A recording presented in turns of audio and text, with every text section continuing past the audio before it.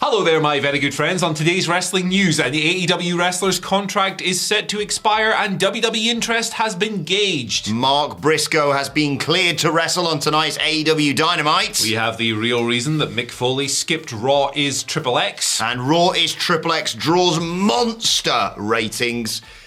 I thought I was going to say another word then. I was about to say, shoot. Raw XXX draws monster ratings in the ratings. Hey, I'll tell you what, normally we do a retake here. Today we're going to roll right through. Hit us.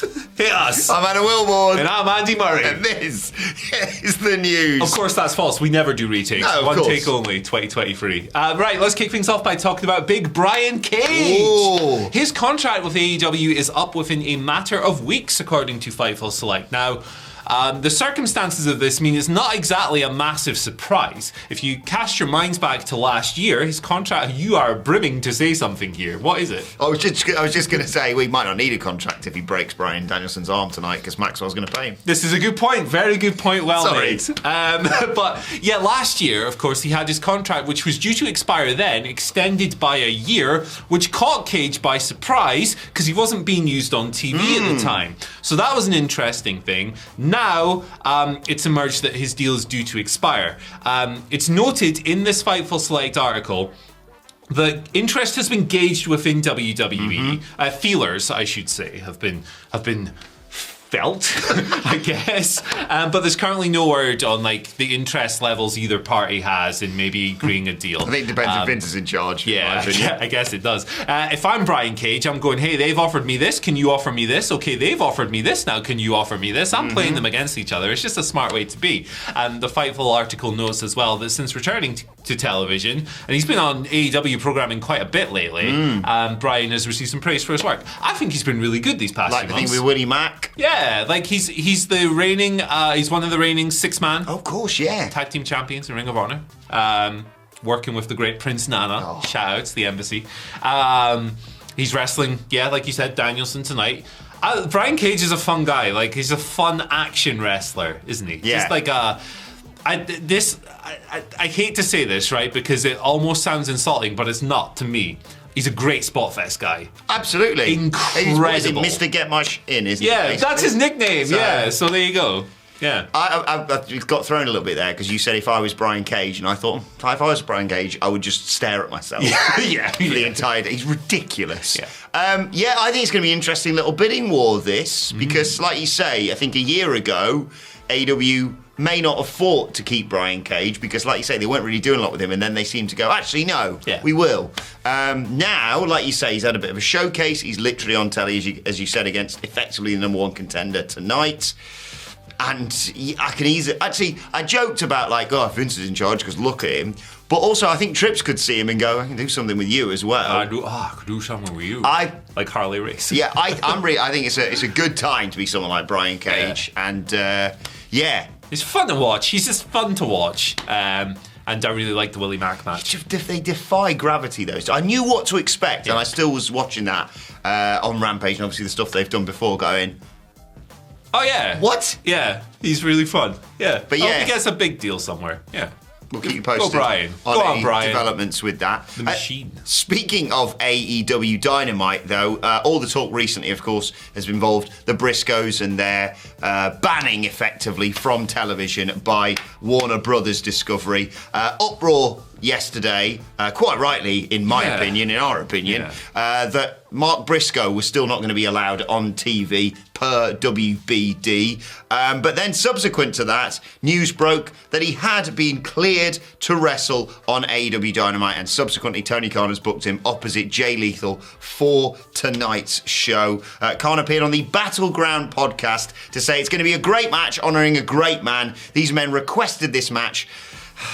Wednesday will be the 39th birthday of the late, great Jay Briscoe, and his longtime friend and rival Jay Lethal and his brother Mark Briscoe wanted to honour his legacy, and I fought hard to make it happen. I'm really excited about the match. I think it's great they're going to be able to honour the legacy of somebody that everybody in pro wrestling has so much respect for. This is going to be something really great for everybody in the locker room who is rallying around the Briscoe family. I think regardless of your affiliation with WWE or AEW, and you can like both, all that sort of thing, I think universally, everyone was celebrating this on Twitter last night. It's fantastic news. It's tough, man. It's not only the fact it's like his brother and one of his best mates. The fact it falls on his birthday, and obviously Mark Briscoe's birthday, I think, was last week. Yeah, there were less than a year age gap between the Briscoes. It's going to be a tough watch. But you've seen people across, not just people who work with him in Ring of Honor, not just people who work with him on the indies who may be wrestling in AEW. You saw dedications across the industry. WWE people going out in J armbands and a nod to him, of course, on TV, despite the fact they said they weren't aesthetically pleasing when they first tried out for them. I just think this is, tinged with sadness, obviously, but lovely news, Andy. Yeah, it's so there's a couple of other bits. I think Dave Meltzer and Sean Ross Sapp both tweeted that Warner Brothers Discovery just flipped their stance on this whole thing. And Dave noted as well that AEW now has permission, which they didn't have last week, to run a full tribute to Jay on tonight's show. There is a video, actually, we were sent the press materials for Dynamite earlier because they pay us for biased coverage, obviously. I'll just get that crap out of the way.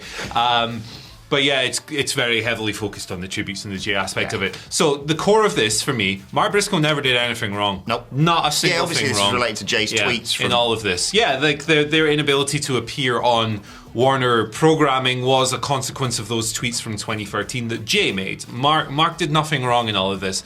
I thought it was cold, craven, and frankly unacceptable. Most importantly, hypocritical, considering... Yeah, exactly. To not let Mark, who didn't do a thing wrong, like, to ban him in the first place was absurd to me. Ridiculous. I'm not going to throw roses at this company, WBD, Warner Brothers, because, they're promoting the slap fight. It's a big business. It's like those companies, they don't have a heart. No. But I'm very glad that this has happened. I'm glad that Mark will have this chance. Jay Lethal is a very appropriate opponent, given his world title history in Ring of Honor with Jay Briscoe. And praise to Mark as well. Like, he's made of granite. Insane he is. Yeah, that he even accepted, like, he even is in a position to do this is incredible bravery, incredible strength. Good for him. This whole thing sucks, but I'm glad we'll get something nice for Mark and the Pugh family tonight. Yeah, exactly, as Tony Khan said there. Everyone in the locker room rallying around, supporting the Briscoe family, and thanks to everyone who's donated to that GoFundMe that they launched that's done ridiculously well, appropriately so, and dedications from not just within the industry but fans everywhere as well. I think they were up to around $300,000 last time I checked, so good stuff.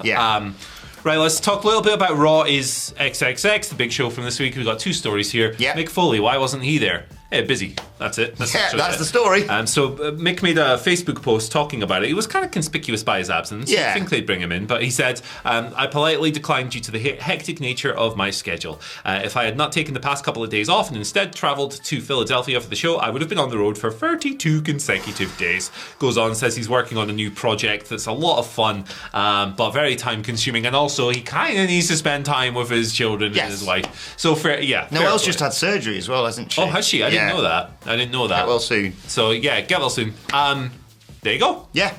I think a lot of these conspiracy theories are like, why wasn't so-and-so there? Why wasn't so-and-so there? Are probably just because they're busy. Like, I'm sure they extended the invitation to many people. Some people they may have omitted, and that's a mistake on their part.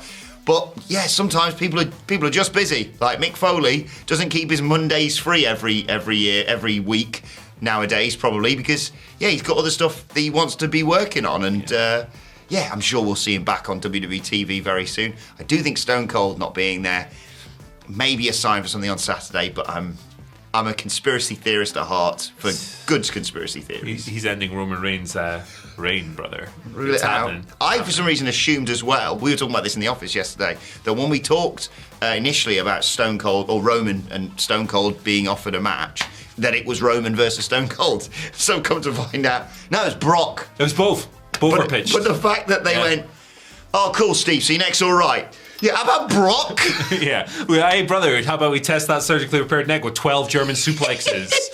You're telling me there's a chance? I love Brock Lesnar, but maybe not. And he's a safe worker. He's a safe worker, exactly. It's just a lot of impact. Ratings chat, Andy. Yeah, we don't usually talk ratings on here because our audience doesn't enjoy it, but the Raw number is great this week. So it's like a monster number, so we have to talk about it. As I said at the top. You can skip it, the timestamps are there. Exactly. Yeah. Raw's ratings were a monster in the ratings. It was like... a total of 2.344 million average viewers watched it, an 18 to 49 rating of 0.7. Woo! Ridiculous, that number. Gee whiz. Hour 1 as well, doing over 2.6 million viewers. They are comfortably the highest rated original cable telecast on the night. Almost double. Yeah. The college game. College basketball. Yeah. They're shooting hoops. But March also Madness. Oh yeah, that's it's coming up January. But yeah. Showbuzz Daily reporting Raw was number 1, we the ones, across all of TV, topping the cable and broadcast primetime charts. Look, Andy, this is obviously unique. It's not like every week they're going to be like... Big boy. They're going to have all the stars on it, you know, and have one of the greatest angles they've ever had on Monday Night Raw in the trial of Sami Zayn. But it's still nice to see that when they put their mind to it and hoy all the legends on, they can do still pop ratings like this. Yeah. There's still an audience, guys. It's the highest... okay, one of them, I'm going to get these the wrong way around, but it's the highest viewership since February 2020 and the highest 18 to 49 since April 2020. Maybe it's the other way around. But those are like 3 years, basically. It's a great number. Fantastic number. Legend shows always pop nice numbers, but this is above even the most recent ones of those. Yeah. So... good work. Yeah, and the first Raw in a long time that I've gone back to rewatch more than one segment. There's occasionally a good match on there, a good angle, but there was so much good stuff on last night's show. That first hour, if you shave off the first 2 minutes of Raw, sensational. Yeah, I liked it when The Undertaker whispered into The Fiend's ear. That was my favourite. I liked it when he, in the words of Michael Hamflett, Fred Flintstoned his bike down the ramp. Whoop. Right, let's move on to your Twitter questions at WhatCulture WWE. Fair, I can't ride a motorcycle either. I tried it once, and you know the scene in The In-Betweeners where he just like hoys it into a... Yeah, that was me, and I went, yeah, cool, that's never for me then. Yeah. Anyway, Twitter questions at WhatCulture WWE. Of course, if you want to get in touch with us, first question today comes from Mark Smith. Who writes, morning fellas, excluding the Mysterios and the final one, what is one elimination spot you want in either Royal Rumble match? Mine is for Brock to eliminate Lashley, only for the Hurt Business to eliminate him right after. That's good stuff. Mine is also good stuff. The Fiend and Uncle Howdy team up to eliminate Bray Wyatt. Yes! Why? Why not? Why not? Some people might say if they're a fan of Bray Wyatt, that would be a nightmare, Andy. I think it has a chance, however, of coming true. When is that coming today? I'm going to put that out today. Check us out later on. We'll have a cool video going up on the channel, Royal Rumble nightmares that could come true. If you love wacky bollocks and you're watching us on the news, you might enjoy it. You're probably, if you like this nonsense, you're probably going to like that nonsense as well. So check it out. I'm being a bit greedy. Can I have two, one from each? Yeah. Number one, doesn't matter who it is, but considering how much of a crap time he's having, it might as well be someone like Mustafa Ali. I want Gunther to chop someone so hard they go over the top rope. Hell yeah, why not? Just one hit, they go flying over the top. And women's, just to make him feel better, and I'm doing the stream with him. Join us for it, Saturday night or Sunday morning if you're here in the UK, I suppose. Mighty Molly gets her own back on Nikki Cross for last year. Boom. How could you, Nikki? Molly wants to play with Nikki. We finally answered the question. Been years. Eric Vasquez gives us our second question. Eric writes, is Cody versus Gunther for the IC title at Mania out of the question? Sounds effing delicious to me and can easily be set up in the Royal Rumble match. The drama Cody could pull out of a match post-tit, he's written post-pec, but post-tit recovery, especially against Gunther. If they're not going to do the world title... It's an interesting one, isn't it? I think there's a lot of cool opportunities for the Intercontinental title. I really do hope they give Gunther someone big. Doesn't look like Brock now, does it? No, it looks like Brock's going to get another slice of Big Bob at WrestleMania, which is... I love Bobby Lashley, but we unpacked that one the other day. Cena? Yeah, I was going to say Cena. Yeah? Because, It's just the perfect. It would be so silly, wouldn't it? Like it'd be so melodramatic and silly, and they'd do like so when many. he fought Rusev, but good. No, nothing against. It would be awesome. Rusev. Like when I say silly, I mean like in a good way. Oh yeah. It would be so over the top and like fake emotional. It'd be amazing. Like I hope they do that. Could he chop him on his bald spot? Oh hell yeah! Just a handprint. Yeah. Jane John will bring back the lightning fist for that one. Why not? What's The internet would explode. Yeah, a 6 move of doom. Just boom. 1, 2, 3. There you go. There's your streak ended. He's got a 7th move of doom now. It's a headlock. It's great. It'd be a good match, but Cody, for me, despite everything with Sammy, has to win the Rumble. Yeah, I still think he should win, unless he gets booed, and then we'll see. I'm glad I'm not booking this year's Rumble. It's really straightforward. Cody and Rhea win, but the Sammy problem, unless that's what the whole Roman's final test is of, my test is don't go in the Rumble and help me beat Kevin Owens. That's maybe how you get around it, and it's all bloody Roman's fault that Sammy can't go to the main event of WrestleMania. Yeah, Roman sucks, man. He's rubbish. Right. He's not. Don't leave me alone. Sean X gives us our final question of the day, and pick this especially, Andy, because it's Sean's 50th birthday. Happy birthday, Sean. Happy birthday, Sean. You know what we call 50th birthday in the office? Go on. Halfway time flip. Hey. I've been a wrestling fan for 43 of them. You get better for going to jail and doing stuff. Anyway, I don't know what I was saying there. What is the most significant wrestling moment that personally affected you? Magnum TA's car crash was big for me. I love that. Like, obviously not the car crash, Yes. but I love going back to that era of wrestling. It's like my comfort food to explore.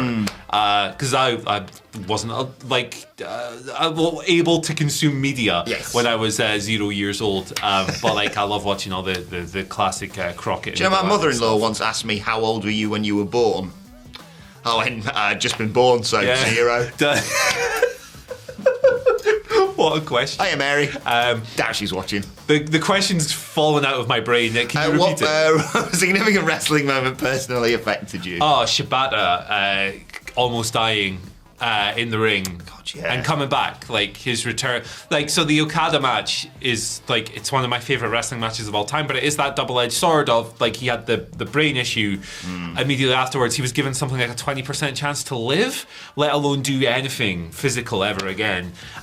So like all the reporting coming out of that was like rough. But then he like his music just hit in the middle of a G1 show that summer, and it was like like I jumped out of my seat, almost cried. This man, and it was so simple. Like he just came down the ring and said, "Hi, I'm alive." Basically, took a back bump and then left.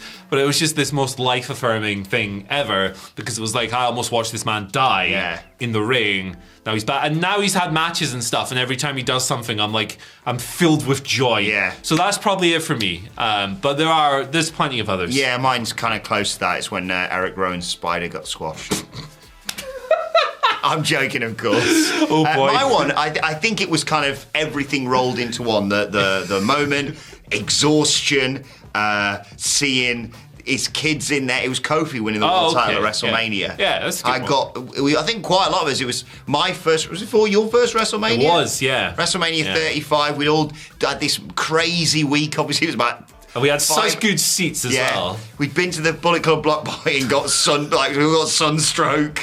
It'd been going on for 5 hours. There was another 5 to go, basically. And disregarding what happened afterwards with Kofi's title reign, it just felt so, to steal a phrase from you, life-affirming that. And it wasn't just Kofi winning the world title, which is still great. And, what a lovely moment for someone who's given so much to the...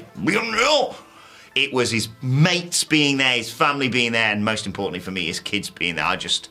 welled up. Yeah. I really needed a moment. And then I got 3 hours more at rest. Yeah, man. It was the ultimate organic modern peak, I think, in WWE storytelling. Yeah, I like this. Great. It was let us know yours. And great question, that. Sean, that's an awesome birthday question. Again. Happy birthday. Let us know yours in the comment section below. We'll move on to today's And Finally. Andy Murray, do you know what John Morrison's up to right about now? No. He is involved in Creator Clash 2, which is another one of those, celebrity boxing matches, okay? Putting to the one side whatever your feelings are about that, do you know who he's fighting? Is it Bobby Fish? It's not Bobby. Can you imagine? Folks, where's the lie? That would, if the news would have been everywhere, that would have been a lead story. Yeah, today. we'd have done 5 million. Sorry, Brian Cage, out the way. Get lost, everybody. Here's Bobby You Fish. can't cage a fish. I don't know what that means. You can cage an eel. It will be John Randall Hennigan. Okay. Which is, Johnny Boxing. Johnny Boxing, indeed. Versus that lad from Epic Mealtime. What? Do you remember him? Vaguely, And he's like, bacon strip. I was like, wow. Where's he been for the last few years? All right. Is Epic Mealtime still a thing? I'm not sure. What are we going to get next? The Miz versus Guy Fieri? Like Triple D, shout outs. I mean, I don't know, man. He can't be as bad as Snoop Dogg. We did the Snoop Splash last week, didn't we? I got comments on that. I thought my form was really good. Doing the Snoop Splash. Yeah.